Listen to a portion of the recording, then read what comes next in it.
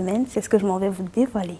Cette semaine, nous retraçons du côté de Dakar au Sénégal le concert de Stromae qui n'a pas vraiment été formidable.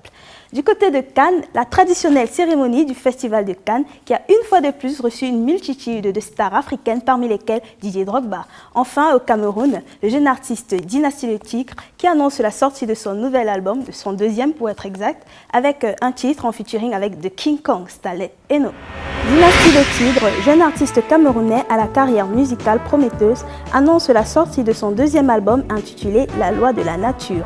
Il en dévoilera une partie ce 30 mai 2015 du côté de l'Institut français du Cameroun, à Yaoundé. Cependant, il réserve une surprise à ses fans à travers un featuring avec le King Kong, Stanley Eno. Restez connectés pour plus d'infos. Didier Drogba, international footballeur, était très content de rencontrer ce 20 mai au Festival de Cannes le rappeur américain Snoop Dogg dans une salle VIP remplie de plusieurs célébrités de Hollywood. Un Drogba exalté a partagé une photo du moment sur son compte Instagram avec comme légende « Grande est ma joie pour avoir attrapé mon grand frère hier, Snoop Dogg à Cannes VIP Room ». Et oui, les grands esprits se rencontrent. Et enfin, le concert de l'artiste belge d'origine rwandaise Stromae le mercredi 14 mai dernier au pied du monument de la Renaissance africaine à Dakar n'a pas été aussi formidable que le présageait la campagne de communication. Et pour cause, la demi-heure de retard accusée au démarrage du spectacle et la coupure de courant d'un quart d'heure notée environ 5 minutes après l'apparition de l'artiste. Le public a eu droit à une mise en scène sophistiquée, mais le plus décevant a été la pauvreté de la dimension artistique. L'artiste belge devrait donc faire un break pour reprendre la suite de sa tournée. Il devrait être à Libreville, Brazzaville, Kinshasa et Kigali les 6, 10, 13 et 20 juin.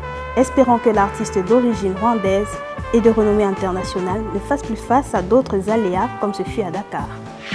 Et voilà, c'est tout pour cette semaine. On se retrouve la semaine prochaine. Le temps pour moi de chasser d'autres infos. Bisous, bisous. De retour sur ce charmant plateau de Vox Jeunesse. Les garçons, j'espère que vous avez apprêté le top 5 et que vous n'êtes pas du tout en colère. Romary, qu'est-ce qui se passe? Tout ça, c'est quoi ça? Il y a trop de moustiques ici. Hein. La vache. Vous êtes sûr là?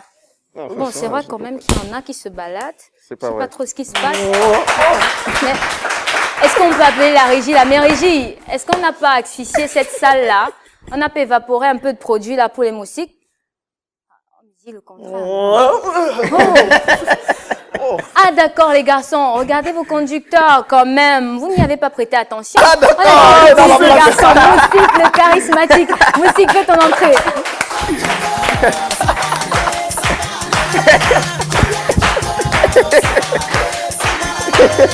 Je peux utiliser les armes, qu'est-ce que tu crois?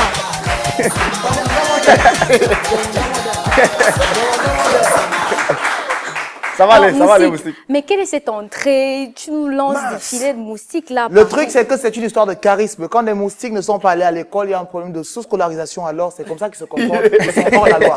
Ça, c'est ça. Alors, Moustique, ce soir, tu viens nous parler de sous-scolarisation. Est-ce que toi-même, tu es déjà scolarisé? Bon, vous savez, sous la scolarisation, il y a beaucoup de problèmes. Parce que quand on fait une scolarisation, notamment on construit un établissement scolaire, en dessous, il y a parfois du granit.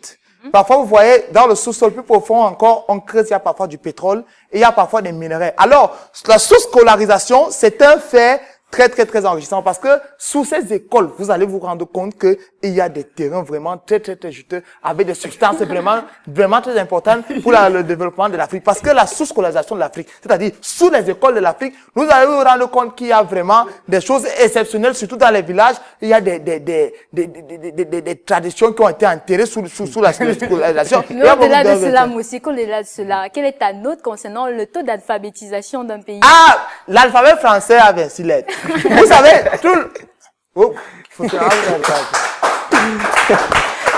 apparemment, sur un sujet, c'est quoi le problème de la sous-scolarisation, c'est quoi?